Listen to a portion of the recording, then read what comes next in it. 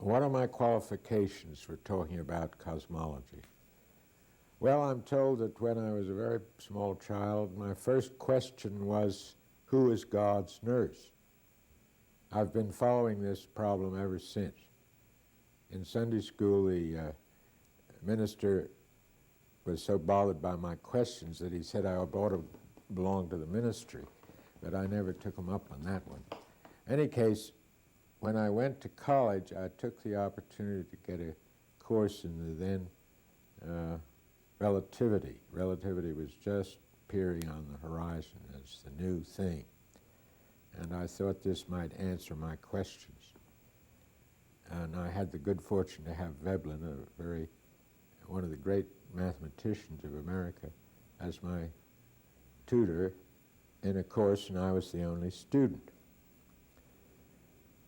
But I found relativity didn't satisfy me. The trouble was, in my view, that it didn't give proper recognition to time. It tried to make time similar to space, an extension that you could measure.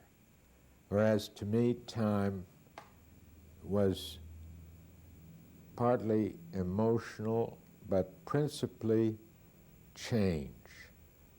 And if you were to anticipate the change by formulation, you wouldn't get the value of the change. And somehow I had an instinctive feeling that value must be part of the universe, although I didn't articulate it in that manner at that time. At any rate, in trying to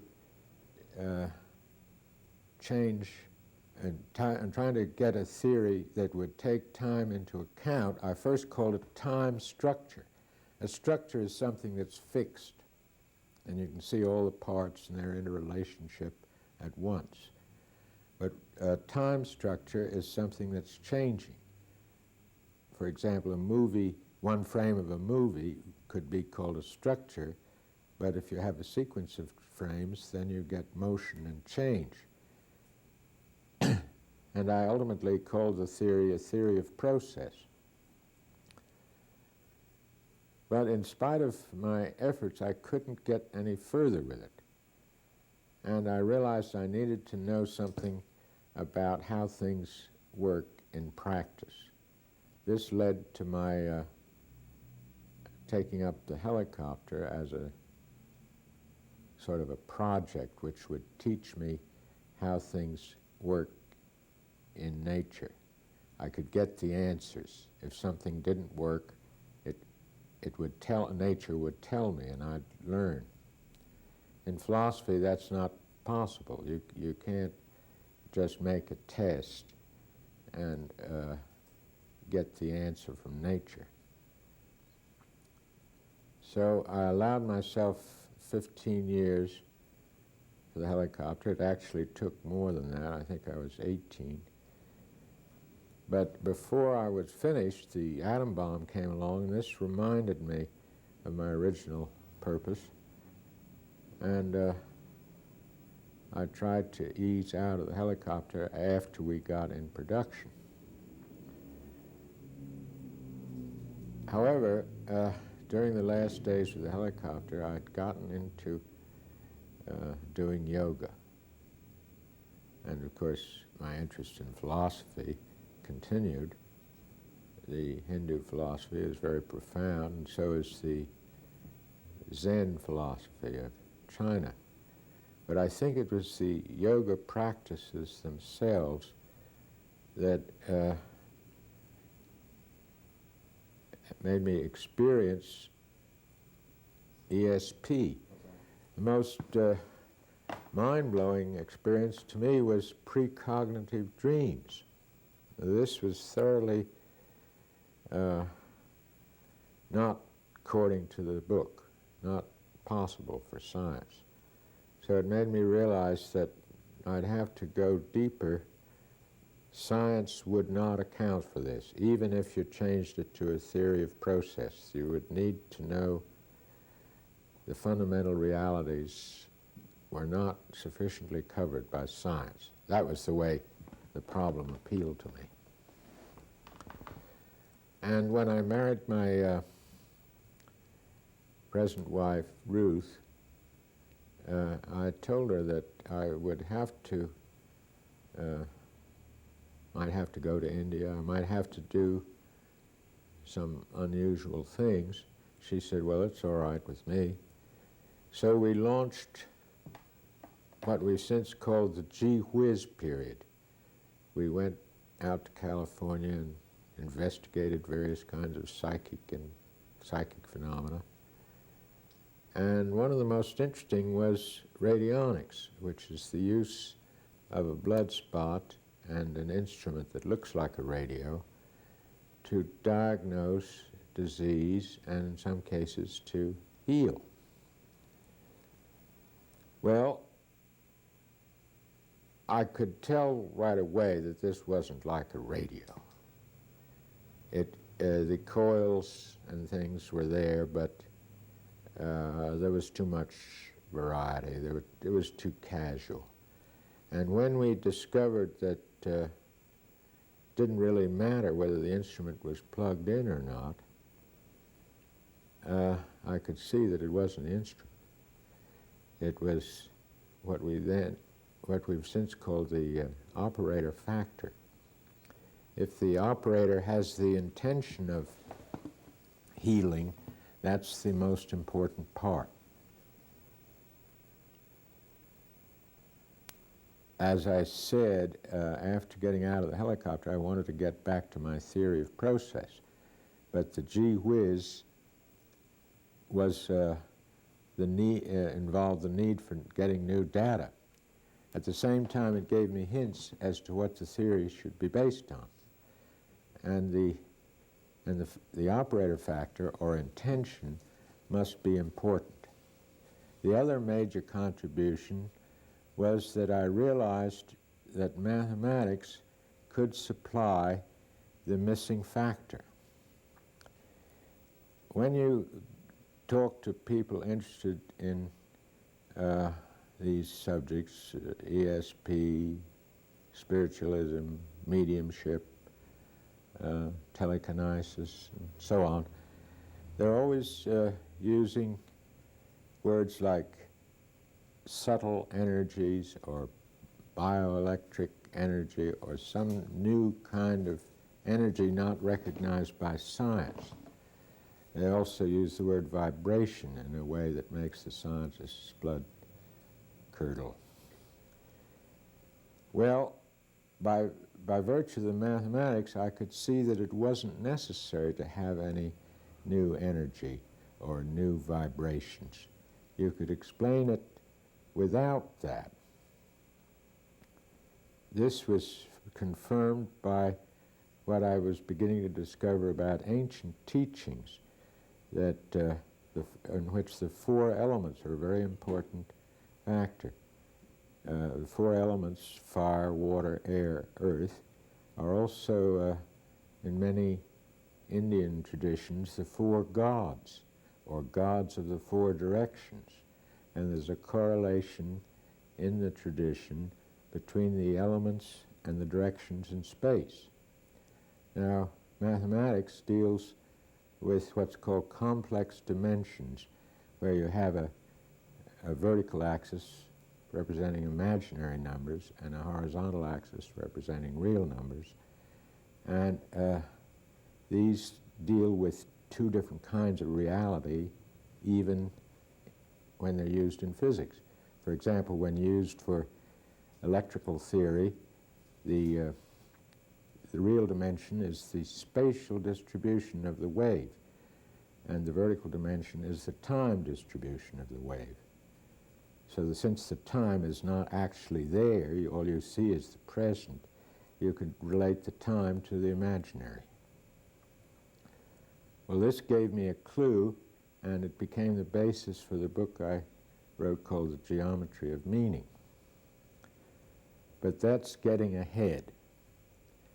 I want to talk to you about the universe in the sense that I'm speaking from first principles. And I want to tell you about the theory that I eventually put together to to account for things like ESP and also to deal with the universe as though it were process. Now, I call this a theory, but it's really, I have to say, it's the way things are. Now, a theory is something you try out, and if it doesn't work, you get a new theory. But things are the way they are, and it's not so much a matter of a theory as it is a matter of correctly articulating something that is essentially larger than the things that are articulatable.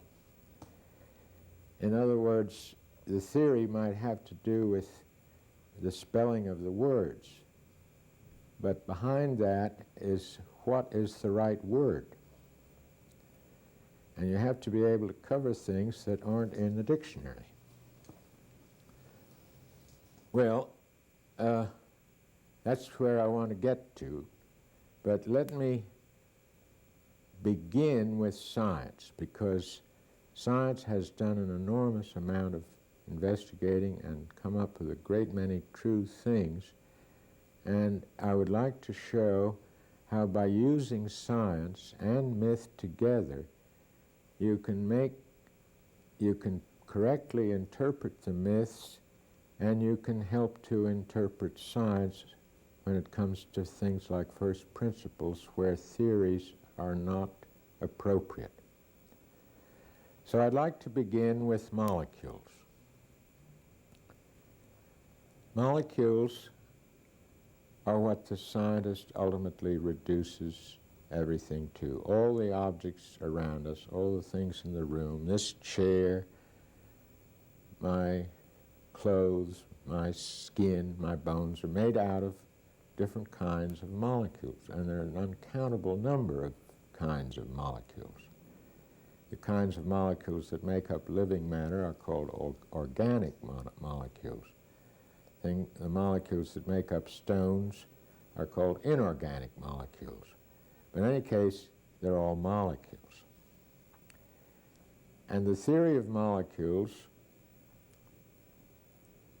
takes you back in turn to what it is that makes molecules. Atoms are thought to be the basis of molecules. For example, a molecule of water, or H2O, is made out of 2 atoms of hydrogen and 1 of oxygen. A molecule of salt, table salt, is made of 1 atom of sodium and 1 atom of chlorine. Now, these atoms were first guessed at or hypothesized way back in 1800. They didn't know how many atoms were in a gram of material, but they knew that when they combined things together, they always did so, the things always combined in fixed ratios. And this led to the idea that, for instance, if it was always 8 ounces of oxygen to 1 ounce of hydrogen, then there must be the atoms which composed water must weigh 8 ounces and 1 ounce, respectively. Well, that turned out to be wrong, because there were 2 hydrogens for each oxygen, so that the ultimate weight of oxygen was half of what they thought it was. But by comparing different materials, they caught on to this and had a beautiful system of combining ratios which explained all of the molecules as made out of what was later discovered to be only 92 kinds of atom. Now, the next step didn't come until about 1900. You see, the word atom means indivisible, and it goes back to the Greek Democritus, who had first hypothesized that all material objects were made out of atoms. Democritus had said the atoms were of various shapes and sizes, but when science came around to it, they found that it was much neater than that. to go ahead a little bit, the atoms had a regular order of weights. 1, it jumps from 1 to 4, but then it went on through all the numbers up to 92. So that was, you didn't have to hypothesize various shapes and sizes. They were all of the same basic something. It just depended on what the number was. So you had 92 atoms accounting for uncountable number of molecules. And about 1900, they discovered that the atom itself could be taken apart, that atoms were made out of protons and electrons.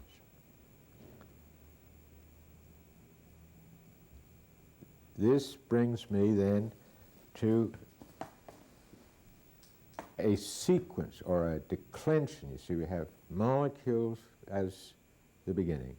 The molecules in turn are made out of a smaller number of atoms.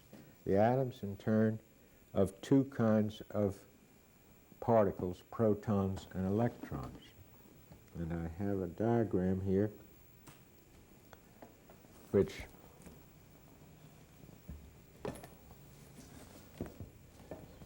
here are the molecules that we first mentioned, molecules made out of atoms, atoms made out of particles. There are two kinds of particles which I've indicated here by these little squiggles. One turns to the left and the other turns to the right.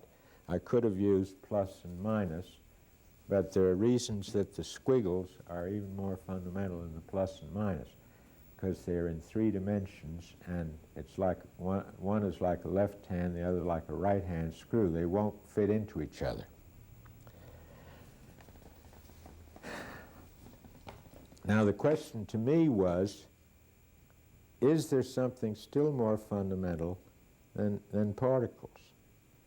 For quite a while I called it subparticles, and then I realized that the thing that creates particles is light. This in physics is what's known as pair creation. A unit of light, which is called a photon, can create 2 particles, a plus and a minus, actually a proton and an electron. Excuse me, retake. A proton and an antiproton. But another kind of photon can create an electron and a positron. We'll get into that later. The point is, we've carried the sequence back now to something unitary, because all photons are the same nature. Now, for the purpose of what will be coming later, I've shown light as, of course, this little twinkling thing, and here are the particles. But to another representation is to show the light as a point and the particle as a line, the atom as a triangle, because 3 points will determine a plane, and the molecule as a tetrahedron, 4 points determine a solid.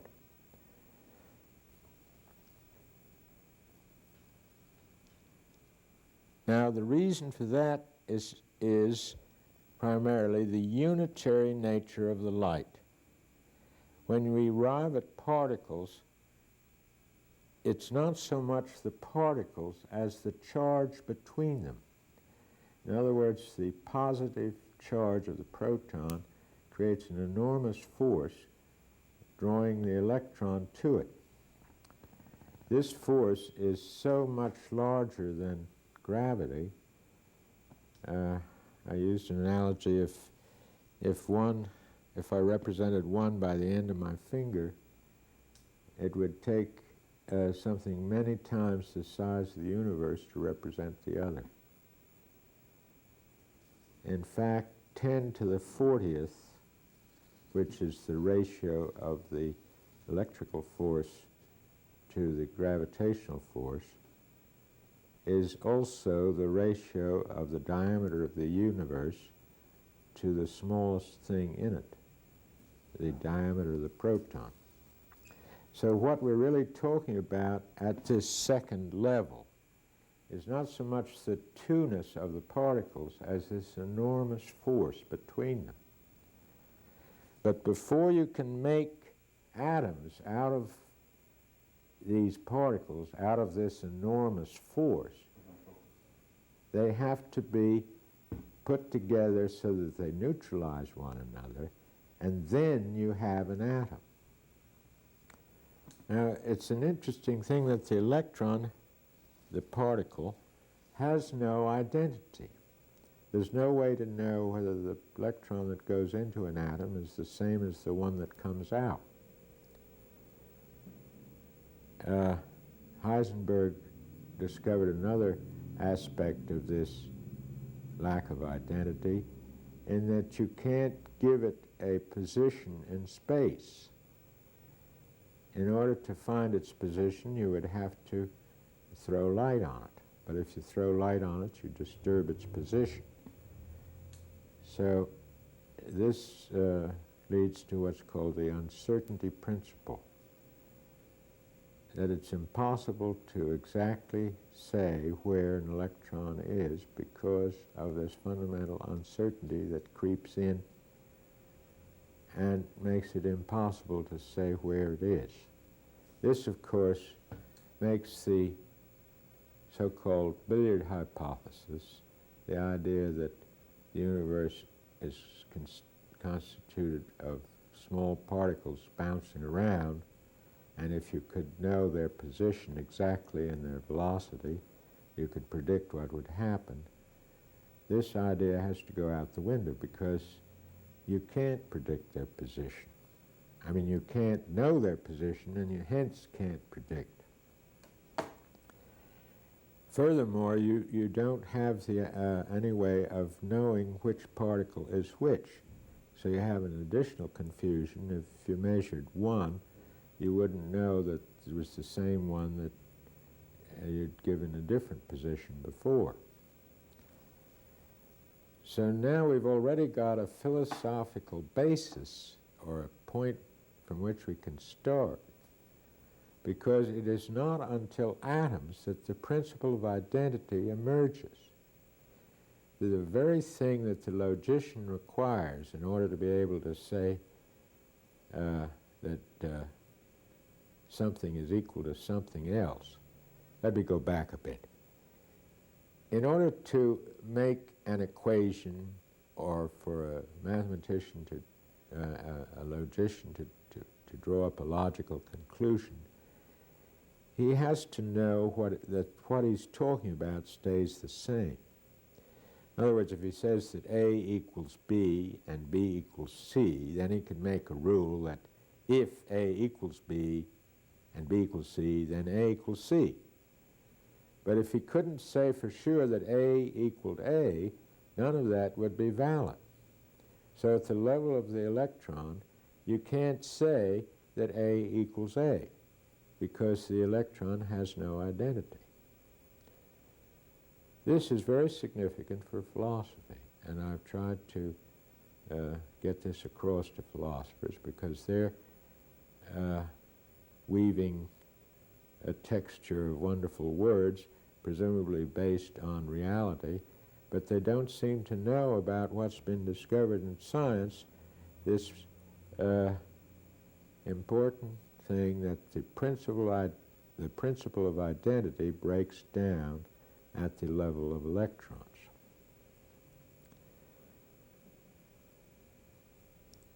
Now, as I said, this is an inkling of what we're dealing with, because we're no longer dealing with the things down here that can follow exact laws.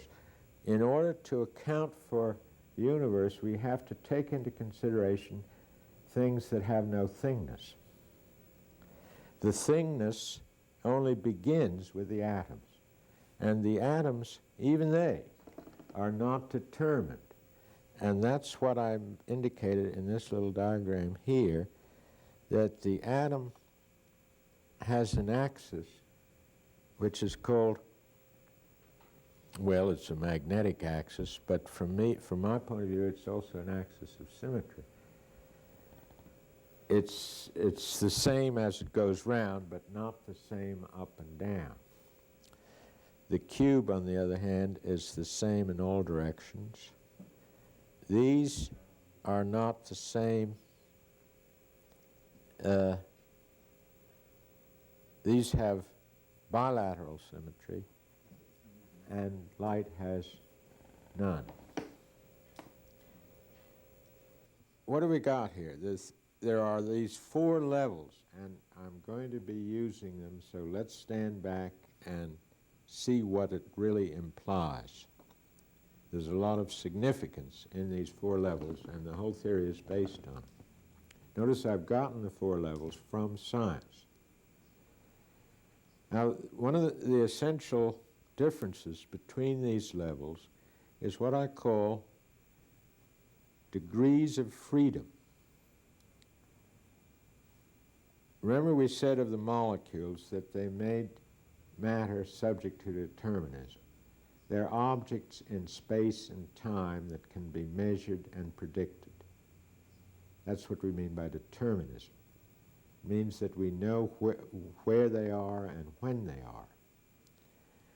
Now, we have a hint from these particles, because of the Heisenberg uncertainty principle, we can't tell where they are. So there's a difference between these and these in that, in this case, position has no meaning. The interesting thing is that when we ask of atoms, what is it that we can't predict, what is it we can't determine, it's not position, because we can position the atoms very accurately in a crystal, but they radiate and absorb energy entirely unpredictably. So we have then a level at which energy is not determined. We have a level at which position is not determined. And if we ask ourselves about light, then we get something very interesting. If I were to release a photon from my finger, say now, a second later it would be 186,000 miles in an unknown direction. So we certainly can't say that we know its position. Now don't misunderstand me, because when we see a photon, we have positioned it. Or if you like, when we take a photograph of a photon, it's made its mark on the photographic film.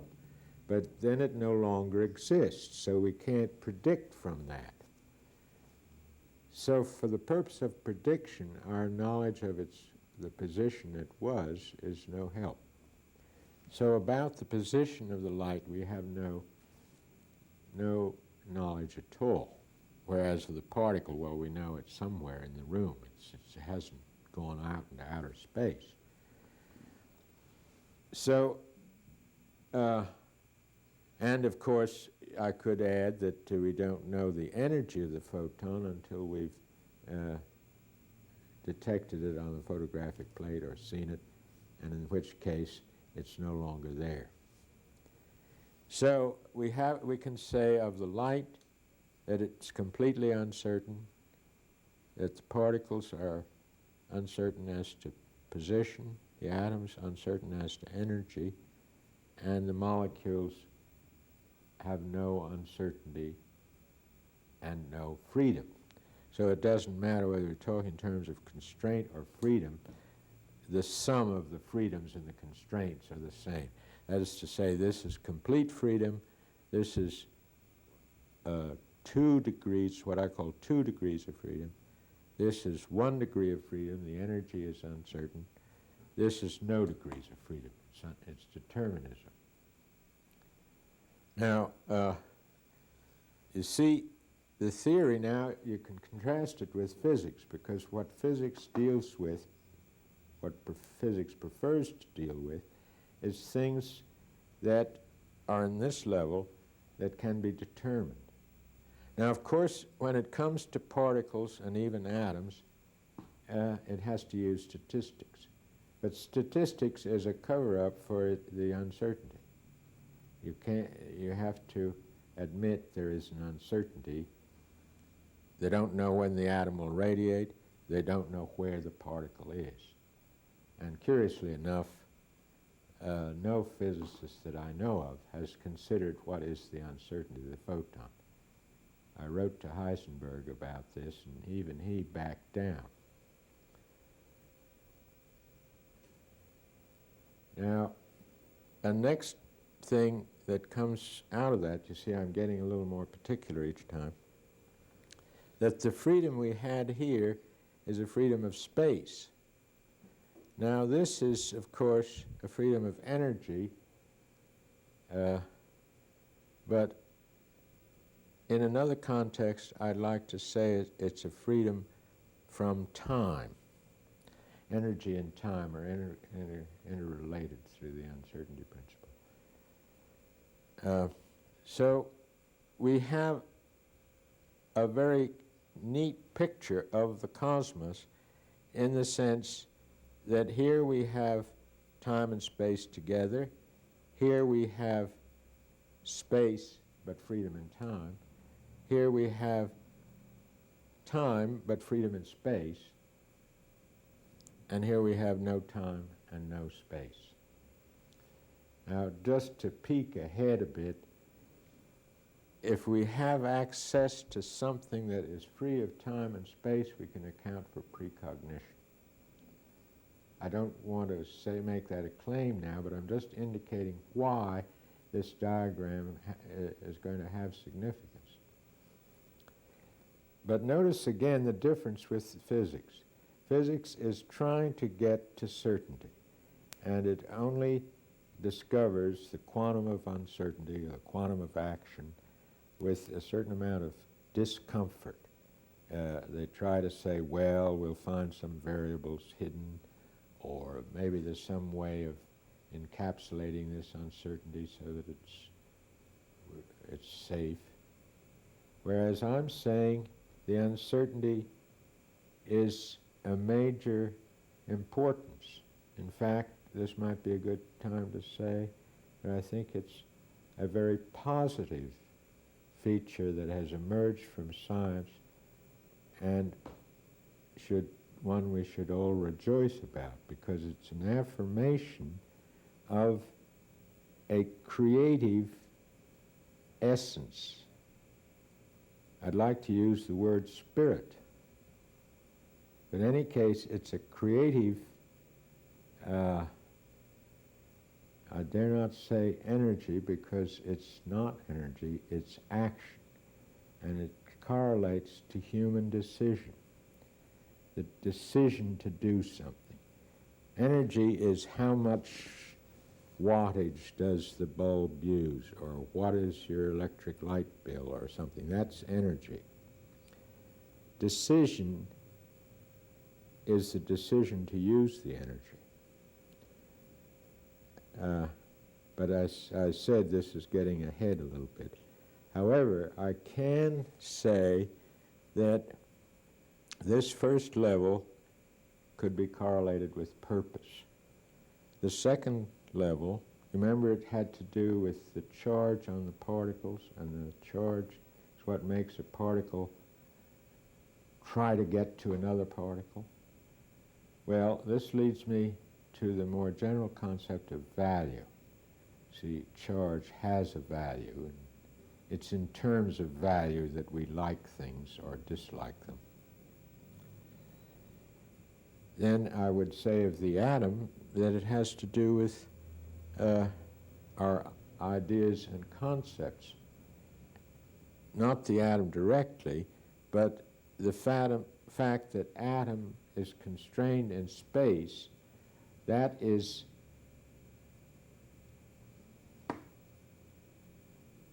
Well, I'd like to say that is just what concept does. See, as I display this chart to you, you are seeing a number of things related in simultaneity. That is, they're all there together. And that enables me to convey to you the concept that I'm dealing with. If I had to do these things in different times, you wouldn't have a clear picture of their relationship. So hence concept comes about when you can display things in simultaneity, when you cut loose from time. It's as though you stop the movie for one frame and look at the relationship of things. This is a static picture. Well, that leads to another, you might say, difference from science, but I would really say a difference from the kind of fantasy you get into if you try to do something with science. This is the extension of dimensions. You hear people talking about escaping to the fifth dimension or using the something dimension to get from here to there. But the dimensions are constraints. We don't want any more dimensions. The dimensions it's because of dimension that I'm stuck in this chair. In thought, I can go wherever I like. San Francisco, Chicago, Paris, Arcturus, I can be there in thought. That level is not restricted.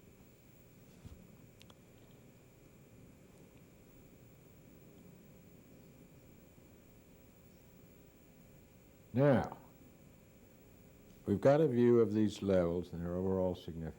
Let me just review a little bit. There are different levels of organization. They have different degrees of freedom. The top level has no time or space. The second level is constraint in time. The third, constraint in space. And the molecules constrained both in space and time. Is that all there is to the universe? Isn't there something else besides molecules? Well, now, we're ready for a big step. What about life? The simplest form of life is a cell. And a cell has this marvelous property which never has been explained by science, of being able to reproduce itself, make more cells, and eventually, as we'll get into it later, but when one cell makes many cells and they all stay together, we have a plant or an animal. Well, where would we put life on this diagram? If we were to put it on another level down here,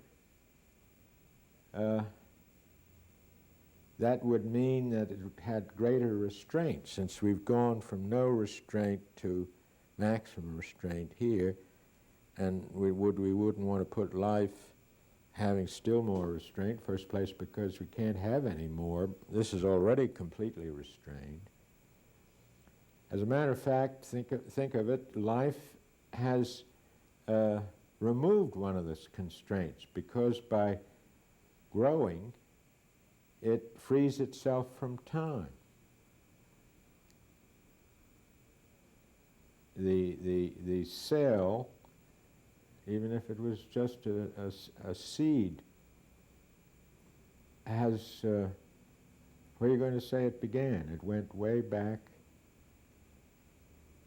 It came from another plant, and that plant came from another plant, and that from another. Maybe it went all the way back to the beginning of time. In any case, the plant has conquered time. And this raises the question or suggests that we might put the plants back up here, because it's the atom is also free in time. This brings me to another chart.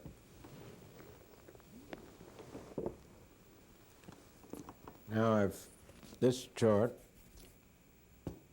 shows the same things that we had before: light, particles, atoms, and molecules. But instead of going on down, it turns up, and we find here, and I've placed plants here. The justification for that is that the plants have recaptured one of the freedoms that was lost to molecules.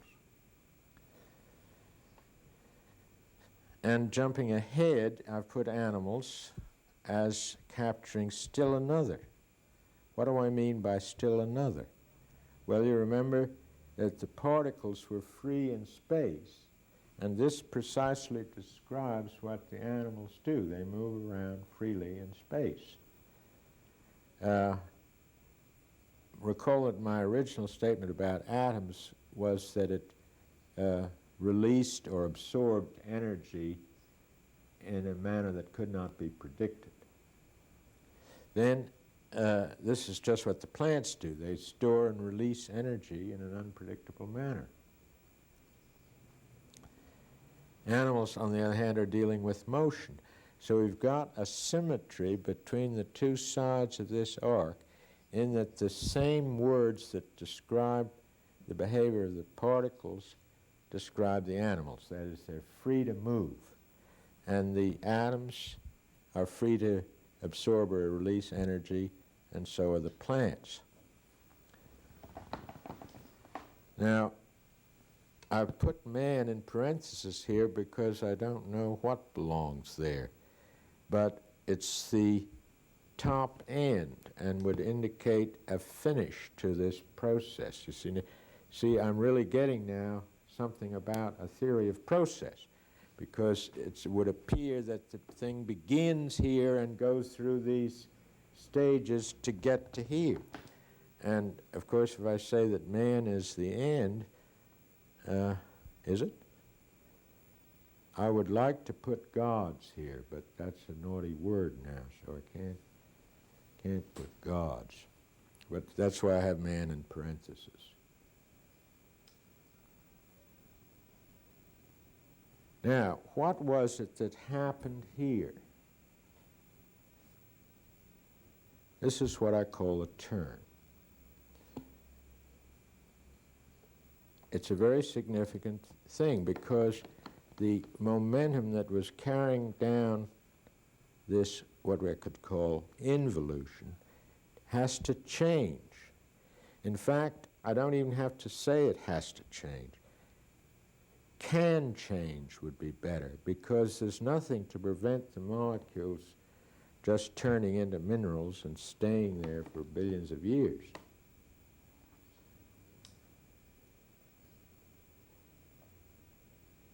So the turn becomes the most significant thing in this whole picture.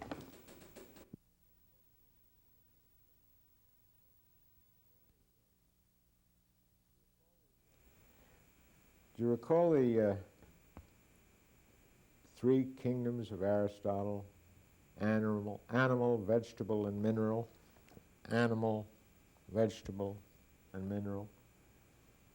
Well, we've got some more kingdoms, and they have the same right to be kingdoms as Aristotle had in making his distinction.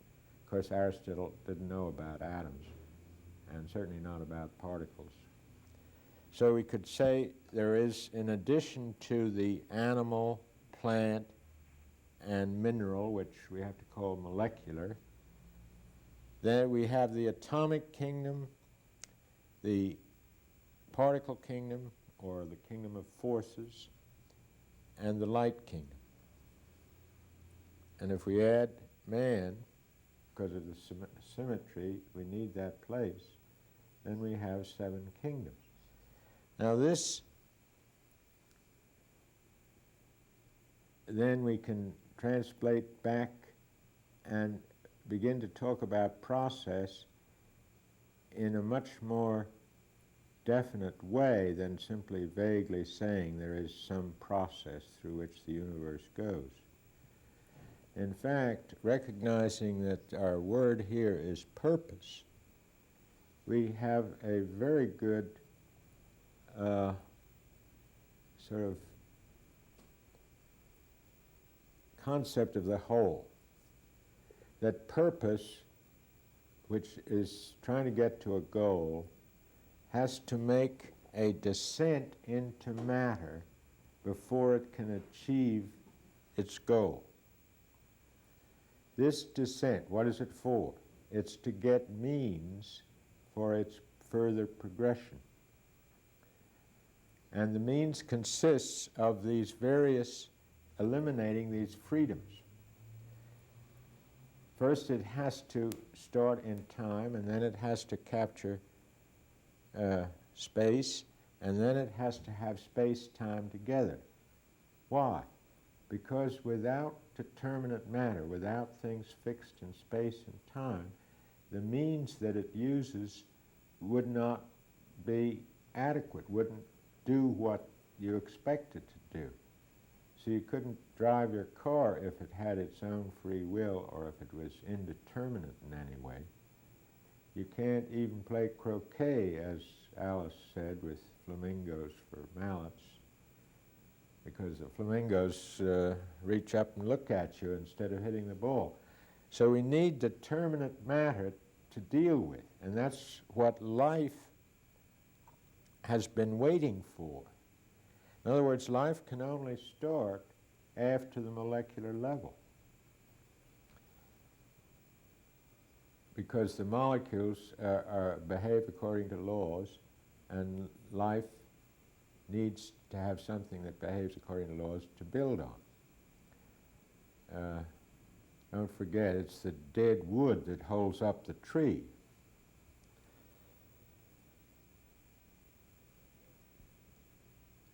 Well, there's another thing about these four levels that is very fundamental, and I propose to use more, which is that there's a correspondence between the levels and what I referred to before as the four elements. The four elements do fit or do correlate to the four levels. It's a little confusing between thinking of the four levels as a map and recalling that what the levels deal with is something much more fundamental than a map. But still, even if we're dealing with unknowns, such as uncertainty, we have to be able to put it on the map. Now, the four levels, if I name them, would be fire, water, air, and earth. And this takes me a little into the cosmology and myth.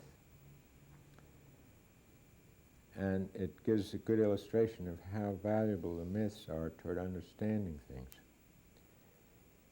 The divine parents were said to be fire and water. Fire had intercourse with water, and some of the myths described their intercourse as being they were so close together there was no room for the children.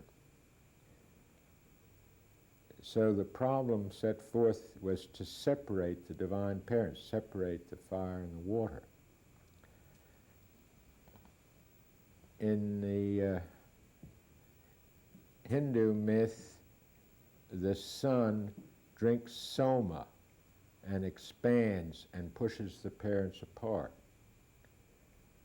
You get other references. I don't want to get too deeply into myth, but the point is that the air, which would be the third principle or the first son of the divine parents, gets between the fire and the water, much as space separates the celestial fiery spheres from the watery below. And that's why these elements are in a different order from what you'd expect. If you went by the density, you would expect that air would be next to fire. But by first principles, it's water that's next to fire. But when you heat the water, the steam, i.e. air, is generated and pushes them apart.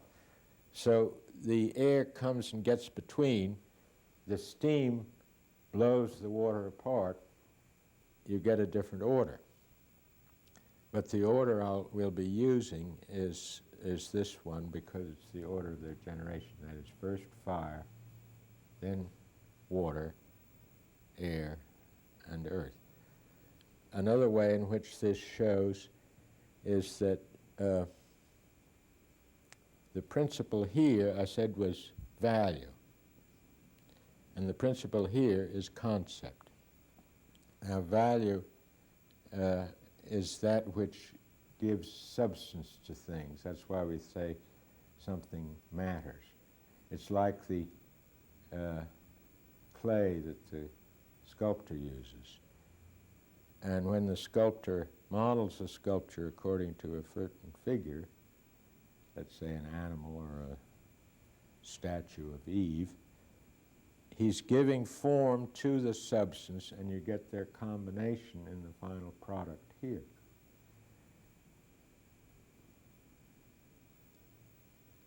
In general, any object that we would find at this level has both a shape, which it inherits from this level, and substance, which it inherits from this.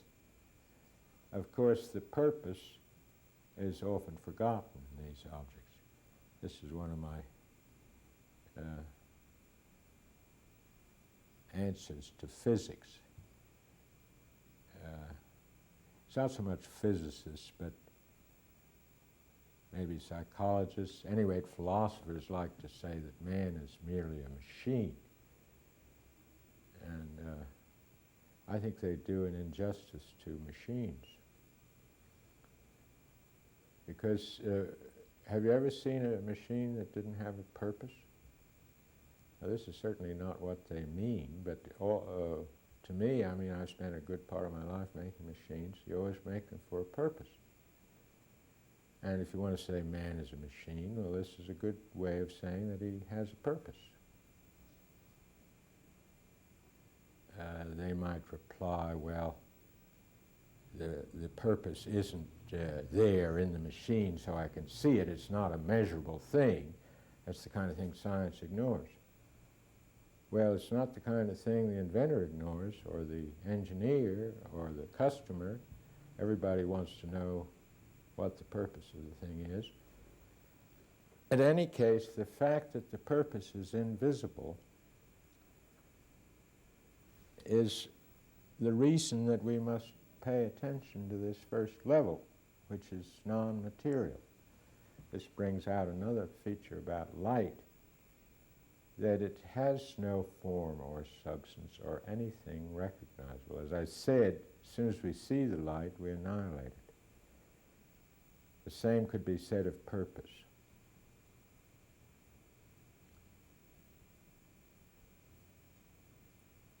Of course, you could say, well, I can describe my purpose.